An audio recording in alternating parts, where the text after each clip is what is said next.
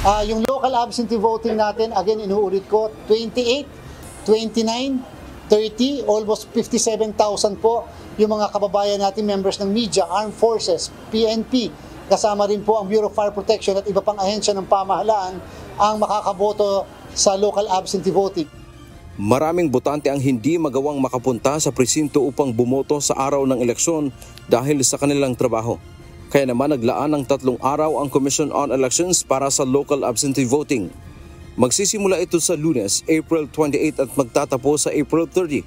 Pinakamarami sa mga naaprubahan ay mga kawani ng Armed Forces of the Philippines o AFP na nasa 29,030. Sinundan ito ng Philippine National Police o PNP na mayroong 23,448.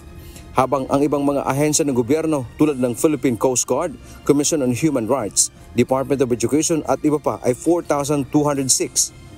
At bilang mga kawani ng media ay pinapayagan din tayo ng Commission on Elections na makaboto sa local absentee voting dahil may mga trabaho tayo na hindi natin maiwasan. Maaring sa araw na yun ay ma-assign tayo sa iba't ibang mga lugar dito sa ating bansa.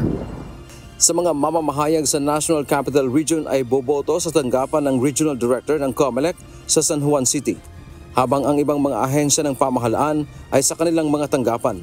Sa datos mula sa Commission on Elections o COMELEC, 72,236 ang nag-apply para sa local absentee voting. Ngunit 57,689 lang dito ang naaprubahan. Nasa mahigit 14,000 naman ang disapproved ang aplikasyon. Madami po kasi ang deactivated pala. 2 beses hindi nakaboto ng 2 magkasunod na election, and therefore hindi po sila papayagang makaboto, hindi po sila nagpa-reactivate.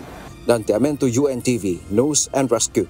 Diyos ang aming sandigan, serbisyo publiko ang aming pinahahalagahan.